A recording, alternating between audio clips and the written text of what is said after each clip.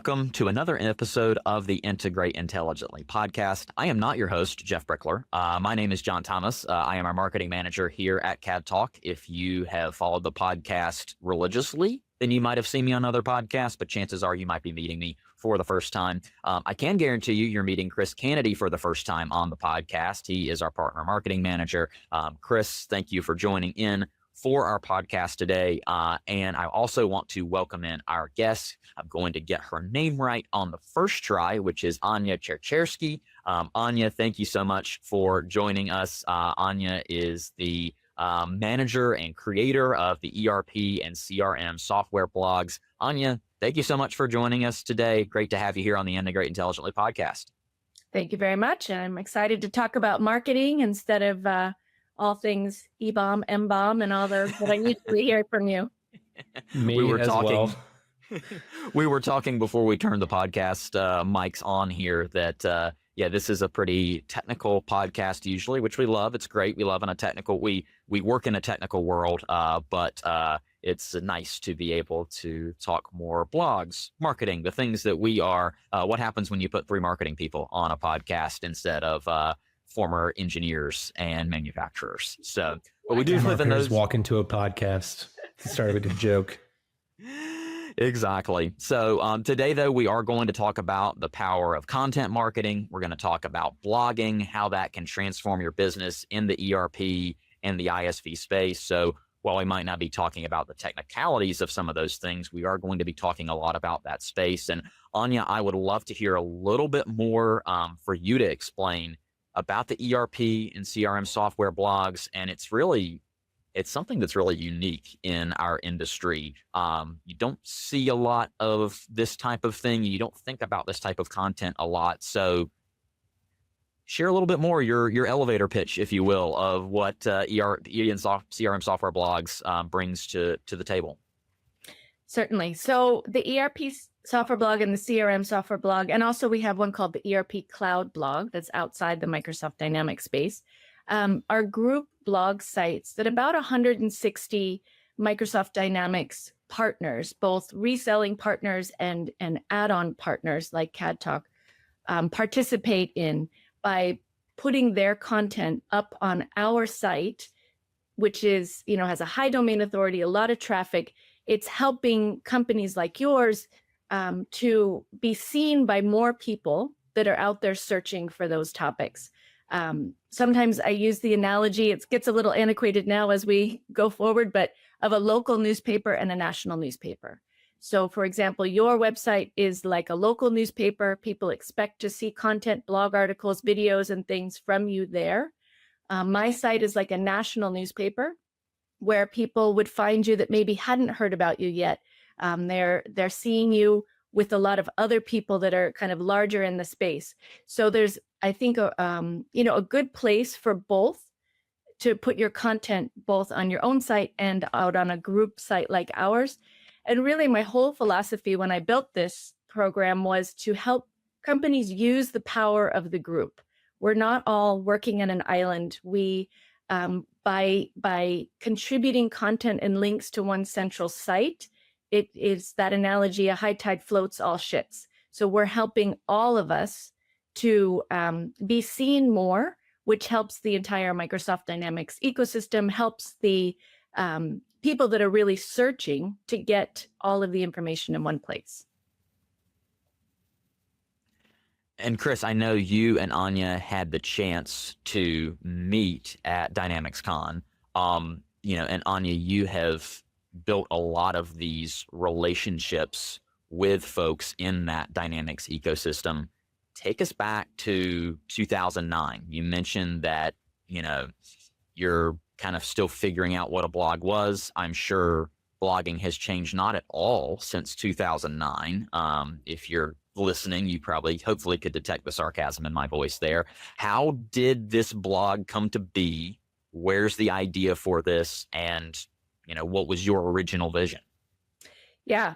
I think of myself as kind of an accidental entrepreneur. I never realized where this would go when it started. So back in 2009, I went to a Microsoft event and they said, hey, the new thing is blogging. You got to have a blog. And I had been in the Microsoft channel actually since 1999, working at reselling partners, doing marketing. So the partner that I was with, I was always looking for new ways to get us seen and to get us found online. So I went back home, told my search engine optimization consultant that was helping me with my website. I said, hey, Microsoft says we have to have a blog. I don't even really know what that is, but that's what they say is the new cool thing. And in our channel, especially, blogging was very, very new. I think I saw a stat that my blog came out the same year as the White House started a blog. So we have that in common. But what my SEO consultant, Dave Foreman, what he told me is, you know, a blog might be good for your ego, but it's not going to give you any leads because you're a small company. Who's going to write for it? Who's going to read it? Who's going to link to it? And then he said the sentence that kind of changed the course of my career, which was, you know, if we had a lot of companies that all wanted to contribute content to a blog, that could be a very powerful site. And I thought, well, I know a lot of people in this space. Maybe that's something that we could try. So I started it with really just the kind of small scale intention of helping the company I worked for as the director of marketing to get more visibility online. And we started with 10 pretty visionary partners at the time, right? Because I just went out to them and said, hey, there's this thing. I know Jennifer Harris from TMC was one of my first members, and she remembers her business partner saying, there's this girl and she's got this thing. And actually Microsoft gave us some seed money. I think it was $2,000 at the time. And we had some relationships, and their thinking was, hey, you guys can do things on this site that we're not allowed to do. So they helped us build some pricing tools and some things that we could put out on the ERP software blog. So it was an amazing business to start, right? There was zero investment, and we started being profitable right away. And from there, from those 10 partners, we then expanded and, grew, like I said, to about 160 partners that participate now. During COVID, I left my day job as director of marketing, and I really just focus on this. A couple of things that come to mind as you're talking. One, maybe I'm wrong about this, and Chris, you can feel differently as well. We are, compared to people in the Microsoft Dynamics and all the Microsoft ecosystems, we're relatively new as CADTALK and getting into those spaces. I feel like everyone I talk to tells me they've been at Microsoft since pre-2000, at least. Chris, do you feel that way also? Yeah, absolutely. Yeah, everyone says like 1985 or 1996 or 99, and I'm like 2025. So I feel like there's a lot to learn, but also a lot of people who really want to help people learn, like you, Anya.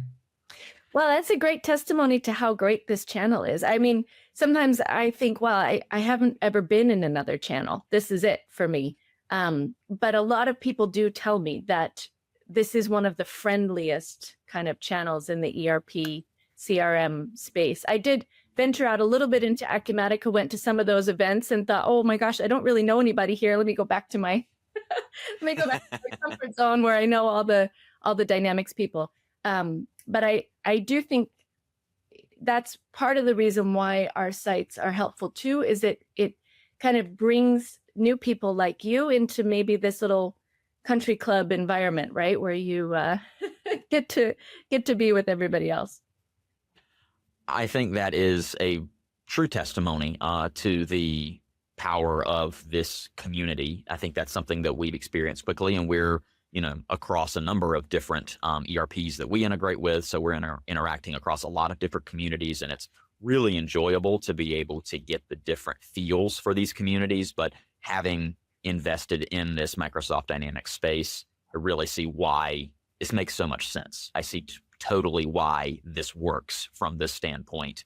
I know that it's probably impossible to boil down 16 years of evolution of a blog, because technology has changed so much in that time of what that looks like. But if you had to highlight maybe some high points of that evolution of the blog from 2009 to now where we're sitting, what would that look like for you?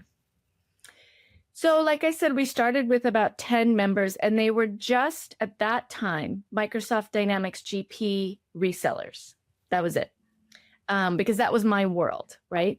But as it started taking off and growing, we started adding the other Microsoft Dynamics product lines. And then we made the decision to add ISVs or add-on partners like CADTALK to that. And at each change that we made, we wondered, okay, is this going to be the end of this? Is this going to work? But we've just kept expanding and expanding and expanding to have different features, different add-on directories, different tools that people can use now. Obviously, like everybody, we're starting to expand with AI. What can we do with AI on the site to help people? So the site has evolved a lot in many ways, but we're still pretty core to what our main goal was back in the day. I think one of the challenges that people always have and continue to have, even with AI, is how can I come up with good content to write about? What do people want to know about me? And so I think that's one of the ways, just as I've been doing this for so long, that I can really be helpful to people and help them to pull out what is it you should be writing about, and kind of give them the confidence that you have something to say. So I think that's been my evolution. And I love the fact that there are so many people now that I can see at events, that we can promote through social media. I guess that would be another one. Social media has been a huge shift from 2009 to now. We do a lot with LinkedIn and things like that. So yeah, that path, we're trying to always innovate and add new things, but the core value of, hey, let's all work together and contribute content and get found is still the same.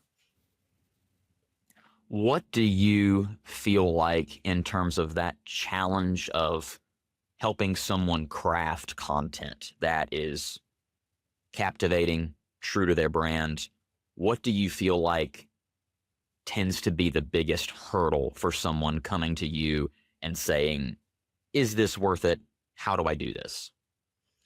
Well, I would imagine that at your company, you have a lot of extremely intelligent engineers and software consultants that have so much knowledge trapped up here. But to get them to write a blog post, to get any billable consultant to write a blog post is extremely difficult. Oh, I'm not a writer. I don't know what to say. I don't have anything to write about.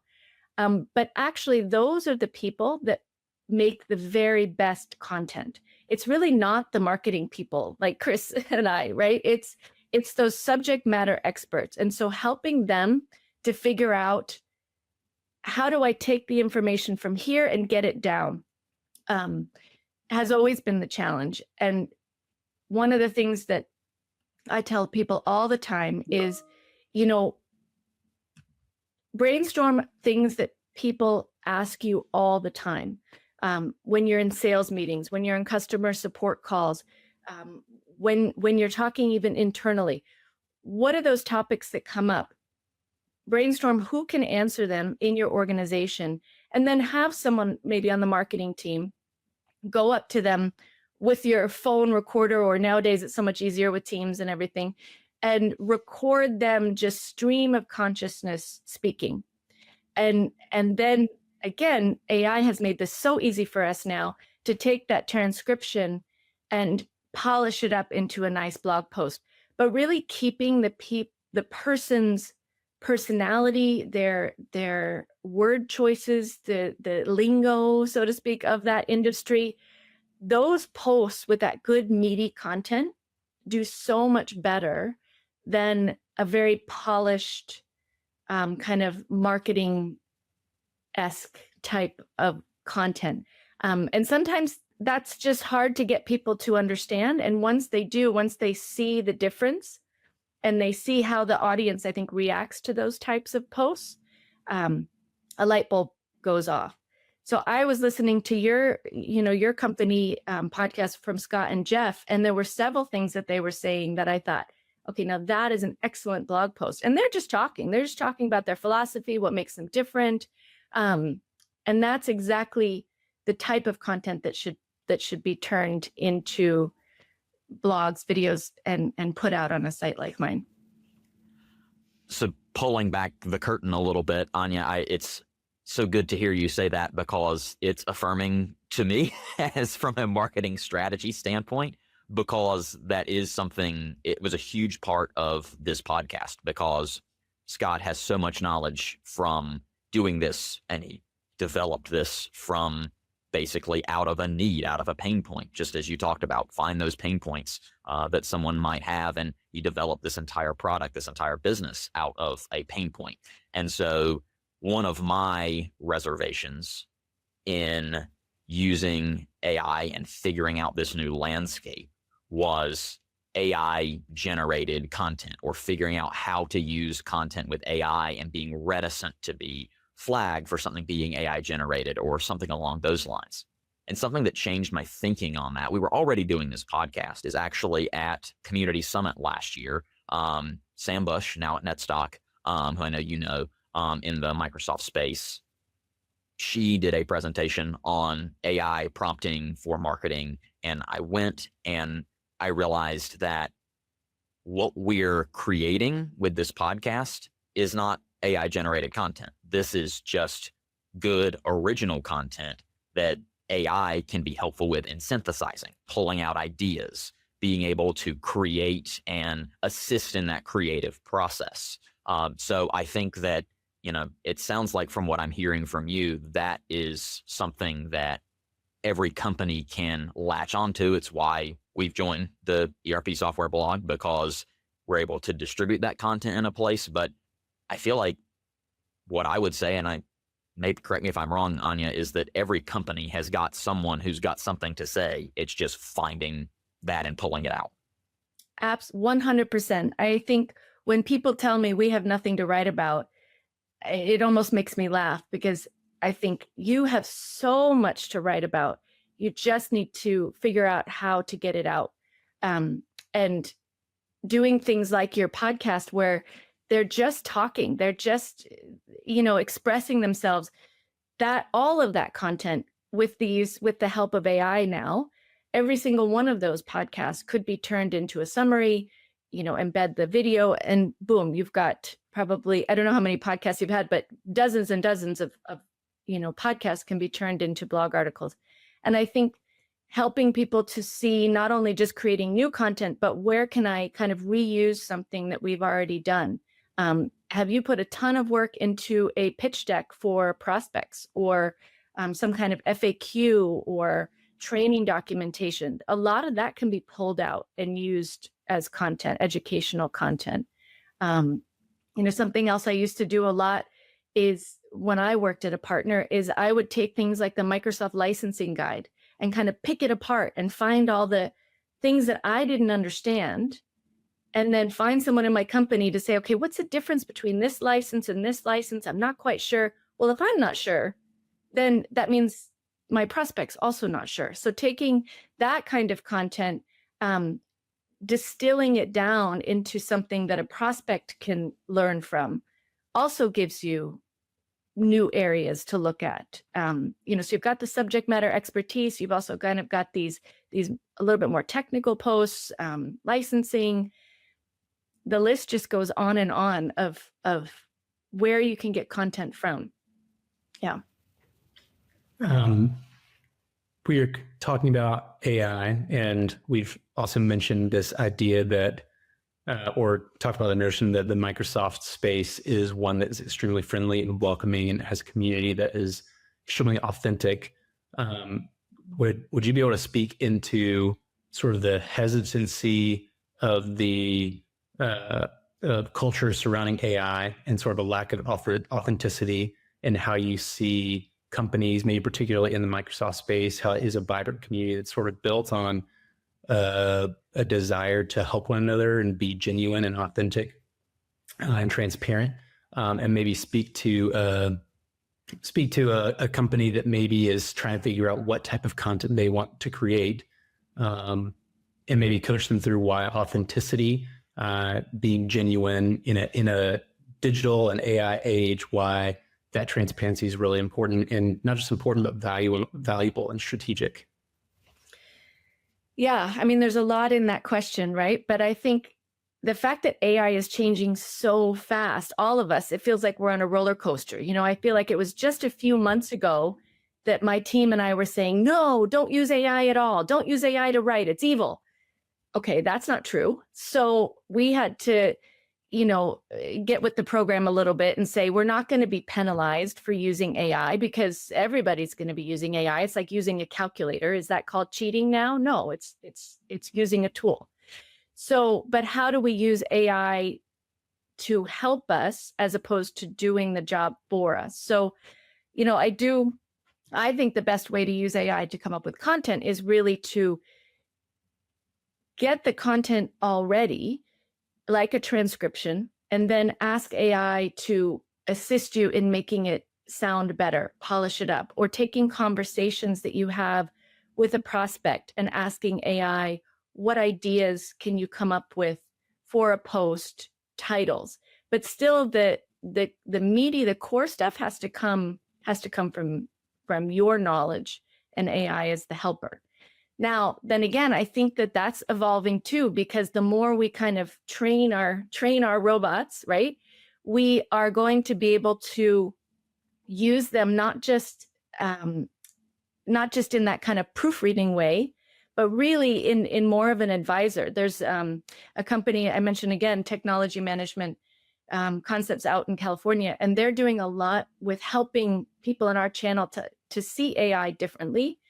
And one of the things that, Roland Chi talked to me about it at DynamicsCon was, don't just see AI as an assistant, see it as a business advisor. So if you train it in such a way that you can say, here's everything I want you to know about me, about my business, my goals, my values, and give me advice in the spirit of Seth Godin, a marketing expert, or Warren Buffett, or tell me how I should make the strategic plan for content, or whatever it may be. And that is so much more than just fix my grammar in this post. And we're getting there so fast. It's a little bit mind-boggling how fast we're getting there. And then of course, AI to help you with things like keyword research, coming up with social media posts to promote your content. All of that used to take so much time, and has become greatly simplified, obviously, with AI. So I do think the problem of I can't come up with enough content is a little bit mitigated by AI, but it's a bit dangerous because I will, transparently admit to you that I see people putting content on my blog that is bad. I mean, I can tell it's written by AI. It doesn't really make sense. It just repeats things over and over again. Maybe they said, I want it to be 1,000 words. And so it just repeats. Or another problem, I think, when using just AI for writing 100% is it can really talk to your audience as if they're idiots. And we want it to be simple, but we don't want to assume that the audience is dumb, right? So in your industry, you don't need to explain to somebody, why do we need CAD in manufacturing? They know that. They know the tools. They know what manufacturing is. They know, but what you want is to get into the deeper, knowledge just specific to you. And I think that's a challenge because AI will just kind of start super, super simple just to fill the page. And that's a challenge. So I think I went around, but hopefully I answered the question a little bit.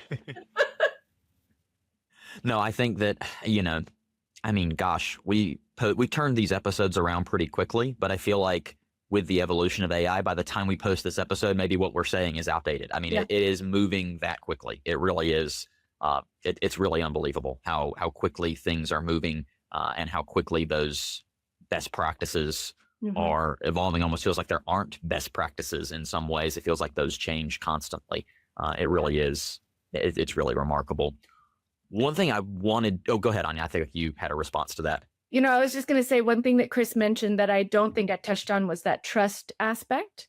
And when all these changes started happening, with Google and the new algorithms, we kind of thought, oh, okay, the blogs aren't going to be as valuable anymore, the group blogs. But actually what we're finding is that they're more valuable because of that trust aspect.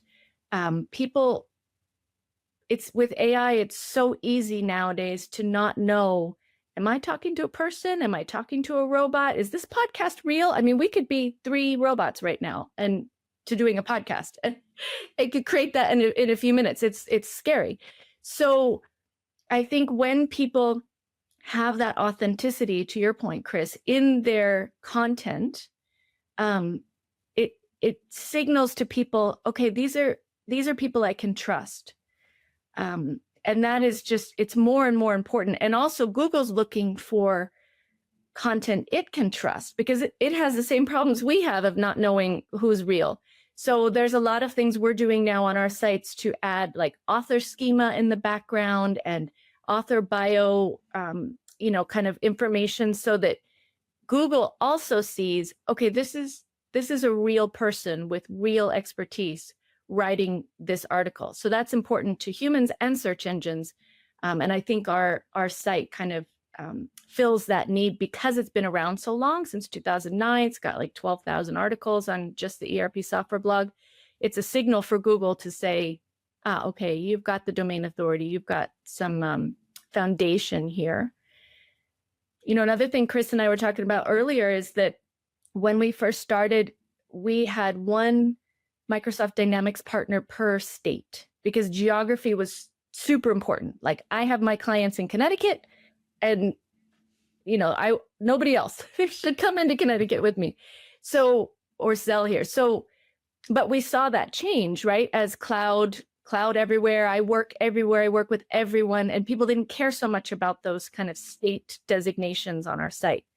But now we're coming back again where several companies, several resellers have told me, actually, it does matter again for someone to know that I'm local.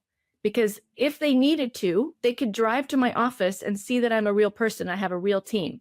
Maybe they never will, but they just know they could. And I'm not a robot or sitting in my, a funky garage somewhere.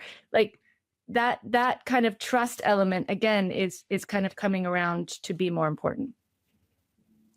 I think that's a really important insight about that locality. And I appreciate your analogy earlier in the podcast about local versus national newspapers, because my very first job was in a local newspaper.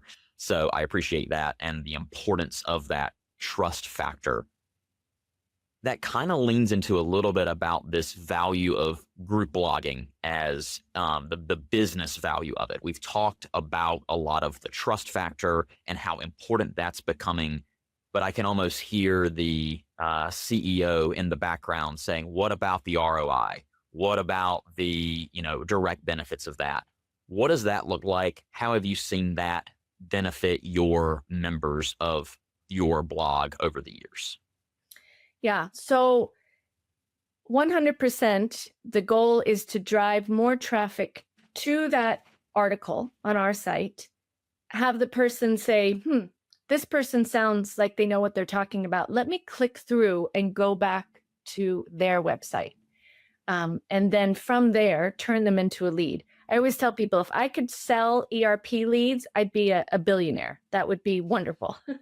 But I don't. What I sell is the pathway, that traffic for people to find you and come back to your site. 100%, I have had members tell me I can track directly a click from your site coming to my site, turning into a deal. Another testimonials we've gotten is, I remember from Stock IQ, I think they said a prospect told me they saw us listed in the directory on the ERP software blog, knew what we did, called us, and became a deal.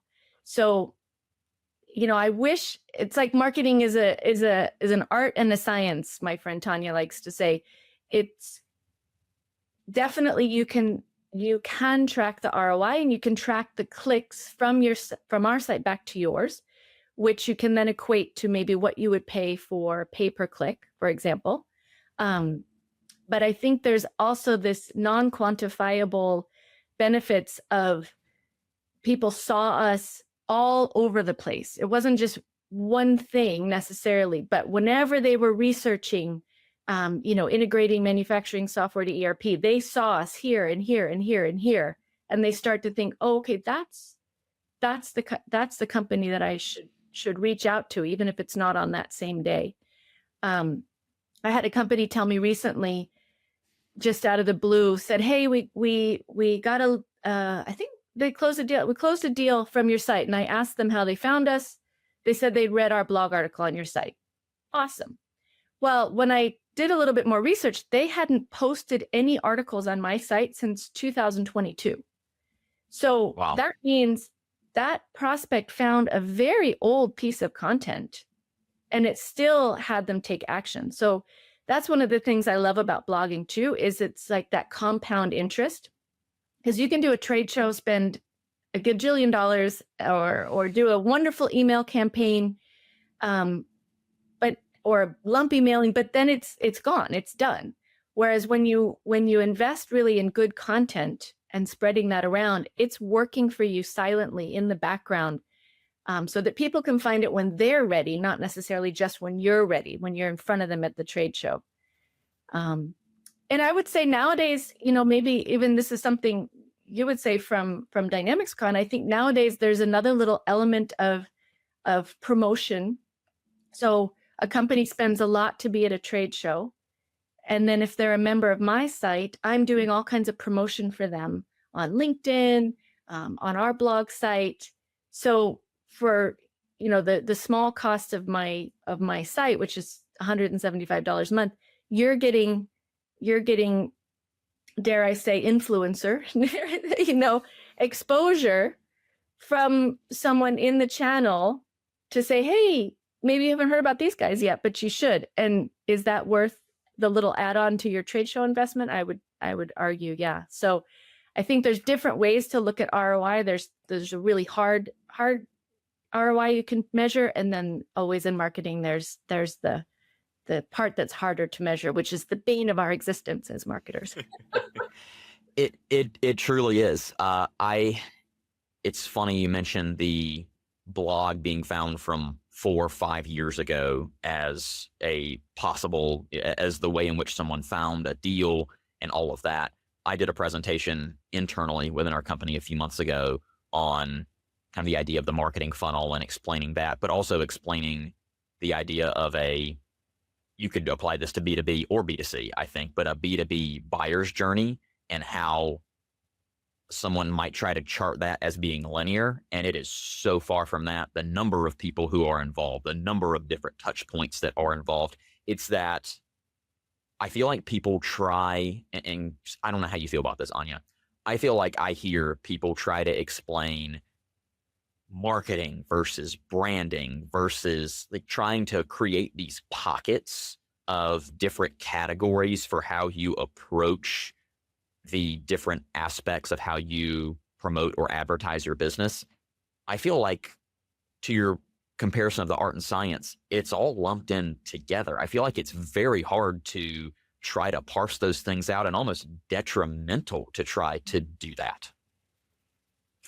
Yeah, I completely agree. I know I was talking to Andrew King a few years back when he had just won Business Central Partner of the Year, and he said, our goal is just to become ubiquitous. Whenever anyone is thinking about BC, I want them to think about our videos, our posts, our shows, our presentation, everything. And it all is just kind of this giant cloud of of content pointing back to them. And so, I love having a business owner like that kind of sees that vision and says, I realize it's not just one thing. It's not just one campaign that's going to bring in all the leads. It's like this flywheel, this machine that you have to just keep slowly going, and get rolling. But yeah, that is hard especially for business owners to see when they just, it's like, okay, how much did I spend? How many leads did I get today? I think when I was, the director of marketing at a small VAR, I was lucky enough to have a business owner that really just said, you know what, do what you want to do. And it took us a while to get that going. And I think I started with content marketing kind of earlier than a lot of people. And we were a very small reseller. And yet people thought we were so huge because we were putting out so much content and getting so seen, and we got all these awards. And it was really cool when people started to figure out, oh, you're just like this little partner. I didn't realize. And I think it's because we could be a little bit more nimble, and we're focusing on inbound and getting as much content out there as we could, and having the prospects come to us, which I hasn't changed really. You mentioned, and I kind of want to get into this part of the ecosystem because I think this is a really interesting dynamic for people listening, because I think it's relevant. Microsoft ecosystem, or even outside of that, this kind of figuring out this relationship between a VAR, an ISV, and then the ERP provider, and kind of navigating that relationship. For someone who is in those different buckets, how have you seen content? How do you see content and marketing work well for a VAR, maybe for an ISV? Where does that overlap? Where is that different? Excellent question. And always at Microsoft, or, at industry events, we always have these sessions of how can the VARs and ISVs get along? How can we help each other? We sat in on one of those at Dynamics Con together. And so Directions together. And that partially sparked this question. So yes, absolutely. And it's typically the ISVs, the add-on providers, that are asking the question, right? Because they're like, we want to help you. We want to be friends with you. And the VARs are sometimes saying, yeah, we got enough friends. We don't need any more friends. So in terms of the context of blogging, again, I will go back. It's the hill I'll die on, that I think that having content out there for people to find when they're ready versus when you're ready is helpful, because from a partner to partner perspective, if you've put a lot of content out there as an ISV, those partners are reading it too. They're looking at it saying, okay, maybe this is somebody that I should check out. Much further than just, one time seeing a booth at a trade show. I also think that ISVs can have a little bit of a warm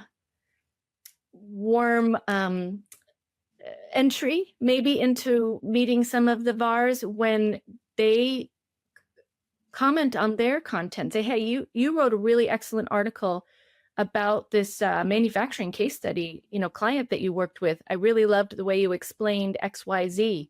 Wow.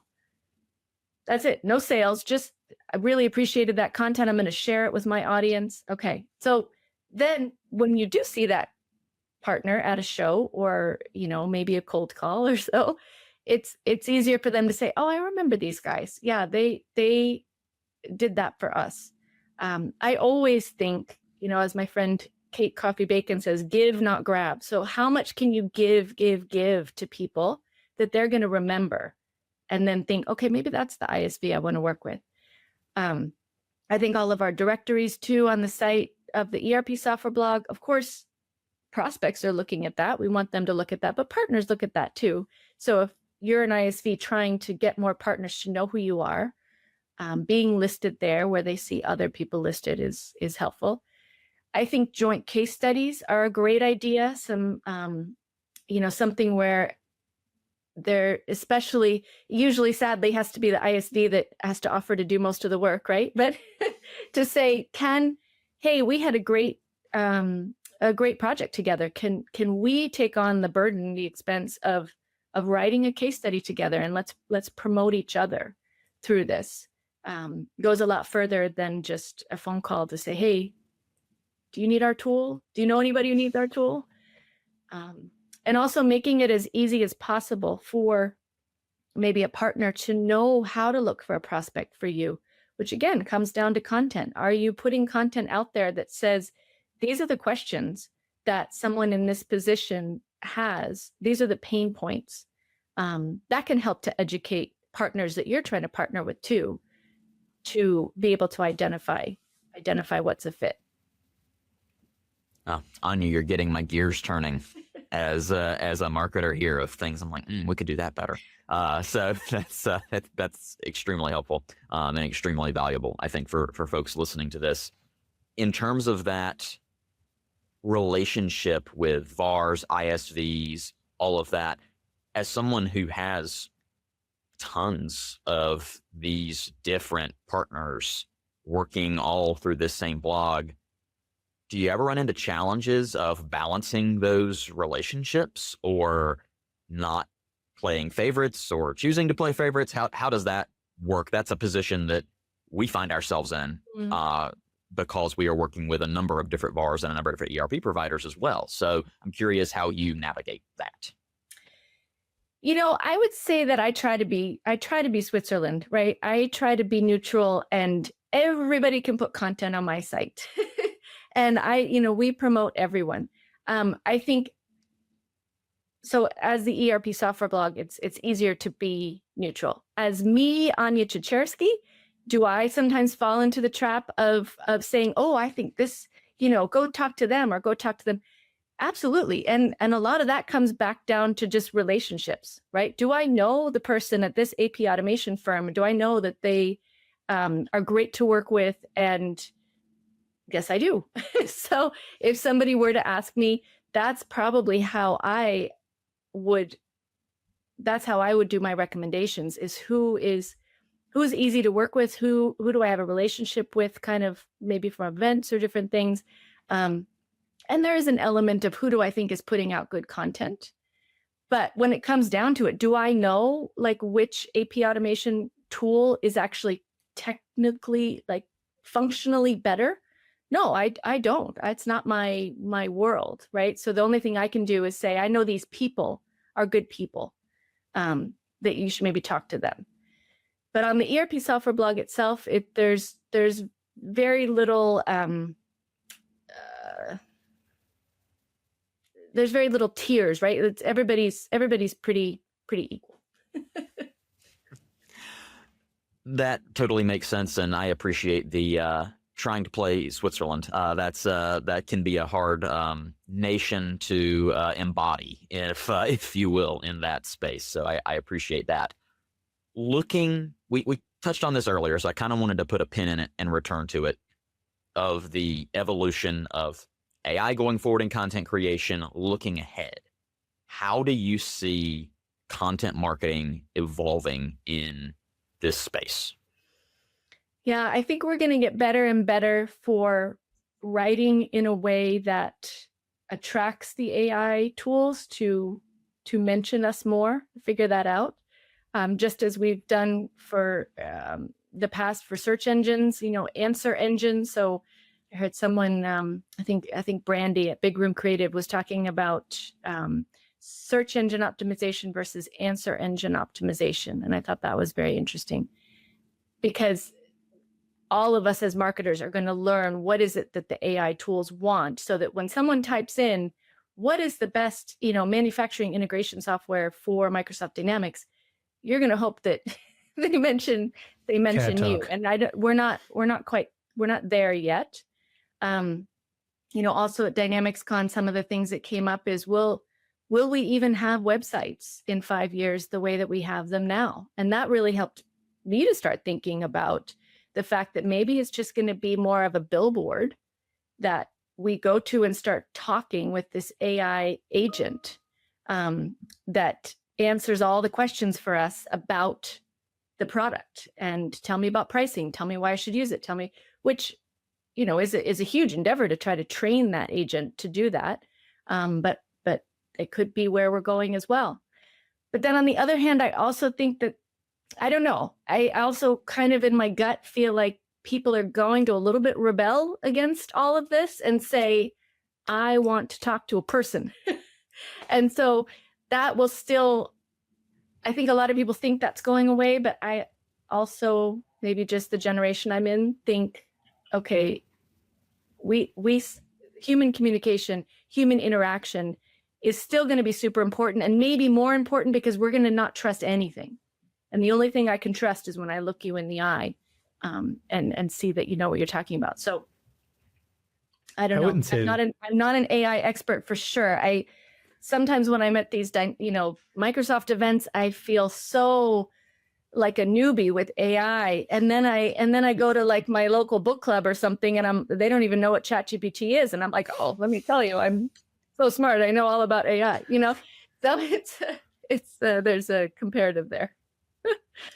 At least from my perspective, I don't think it is a generational thing. I likewise feel similar that the personal contact at a company is going to become more and more valuable. Like I think of the shift from like social media marketing coming from a company's profile to being sort of like disseminated by influencers or even like individuals who work for that company. Like I think there are people in the Microsoft space who do this really well, who have built personal brands that sort of in conjunction make their company's offerings seem more appealing because people see that individual who works there as more trustworthy. I feel like the more and more, I feel like over a long time, the shift has gone away from like the company posting on its LinkedIn page or its Instagram page or its TikTok and empowering employees or hiring influencers, things like that, to sort of be champions of the brand, champions of the product. And that I think buyers want to hear from good and negative experiences. So they want to hear from champions of a brand. Why do you love this brand? And I think that is something that, maybe I'm wrong, I think that is something that AI won't be able to replicate. I think that people champion things, and I think AI is too good at aggregating knowledge to be able to champion one thing. Yeah, I agree with you. I mean, I know that putting on a podcast like you guys do is a ton of work, but the benefit is, even if somebody who's evaluating your company and your product doesn't listen to every single one, the fact that they can go out there and see, okay, these guys have consistently put out content to help us to show their expertise. I really do think that goes a long way towards solidifying that feeling in their heart of, okay, they are going to look out for me. They know what they're talking about. That's somebody that I want to work with, right? So it is a lot of work. Content marketing is a lot of work. It would be so much easier if we could just send out a gajillion emails and, or go to a trade show and get all the leads. But I've seen evidence, and I really do believe that it's worth the time and effort to put into it because of the long-term effects. As we start to wrap up our discussion here, this has been fantastic and have really enjoyed this a lot, and being able to hear from you, Anya, and your expertise in the space and all of that. What is one takeaway that you would want someone to have from this discussion on blogging, on working in the ISV and VAR space and content marketing, all of those things we've talked about? If you had to give someone their nugget to take home, what would that be? One nugget, I would say, think about how you can turn conversations into content. Think about how you can not just write about maybe some more obscure or either obscure or even too technical types of ideas, but really to think about what are my prospects, what are my customers actually asking? What are they searching for? And you can get that by the conversations you have with them and just getting in the mindset of every time you're talking to somebody, thinking, how could I turn that into content? How could I make that into a blog post, right? My old boss used to just laugh at me all the time because he'd be talking and I'd say, that's a blog post, quick, put, I'd shove my phone up into his face. Because they don't even realize that it's coming out of them, but it's gold. And so I think having marketers like us think more about that, as opposed to let me just do some keyword research and see which keywords are the highest and write 5 blog posts about those, or outsource that to somebody to write about that doesn't really know what's going on. Really thinking about how you can take everyday conversations that you have with customers, prospects, and your team and turning that into content that people really want to read and that sounds like you and is authentic. You've given me my LinkedIn clip. Thank you very much. Yeah, I think sort of from my perspective, my personal takeaway is there's the adage, if you want to go fast, go alone. If you want to go far, go together. And I think that we see that in like a lot of different, like at different macro and micro levels. We see that in sort of, I think we've experienced that, at least I experienced that in Dynamics Con, the aggregate effect of a lot of people like at the partner marketing event where you and I met, trying to go further together. I think we also see that in a bit of a more micro level with something like the ERP software blog, of a lot of people coming together to sort of aggregate knowledge to provide a service to customers.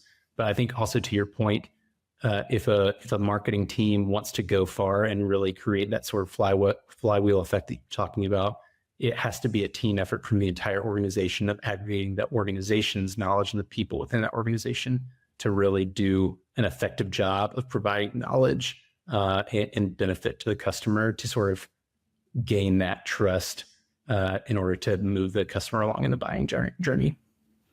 Yeah.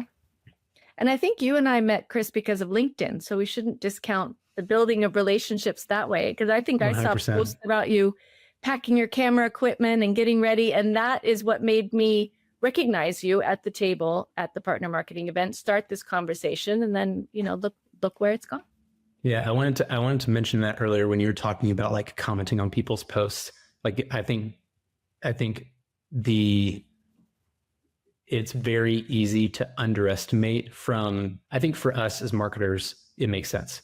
But I think that's something that marketing teams should communicate to their organizations is like, you should be present on your customers or your partners' pages in providing value, providing kudos, providing all you should be cheering on people so that when you sort of come to make sort of like a relationship or partnership withdrawal, sort of like an ask of like, hey, can you help me out with this? Someone's far more likely to do that. Absolutely. Yeah. LinkedIn we could have a whole nother podcast on LinkedIn.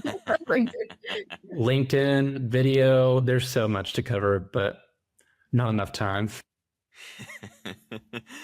Well, it's been great, Anya, to have you on. Thank you so much for taking some time to join us here. I would be remiss to not allow you the opportunity to share where folks can find your various blogs, and then also if they're interested in becoming a member, how that process goes.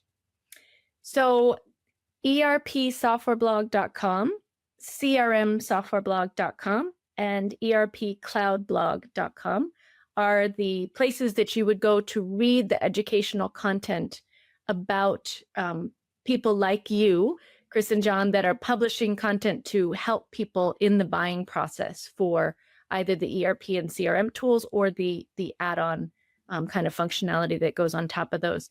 And if somebody wants to be a member of those sites, put their content out there, be listed in all of my directories, we have a site called groupbloggers.com. that people can go to find information about that. Or I would say just, find me on LinkedIn if you can spell my last name, and contact me that way, or just that would be how you get the most information. Fantastic. Anya, thank you again so much for joining us here on this episode of the Integrate Intelligently podcast, and for all your contributions to this community and all of your work. I know that your work is highly valued, so we appreciate that. Thank you. Thank you very much. Thanks for having me on such a techie podcast.